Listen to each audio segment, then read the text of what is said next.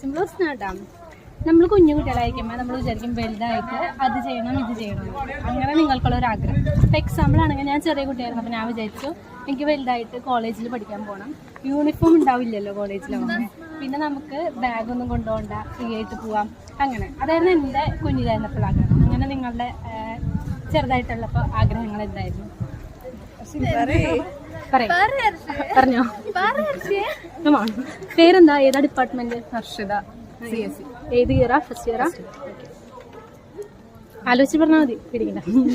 പഠിത്തൊന്നും കിട്ടില്ല. ചെറിയ ചെറിയ ആഗ്രഹങ്ങളുണ്ടാവില്ലേ വലുതായിട്ട് അത് ചെയ്യണമെന്ന് നമ്മൾ വിചാരിച്ചിട്ടുണ്ടാവില്ലേ?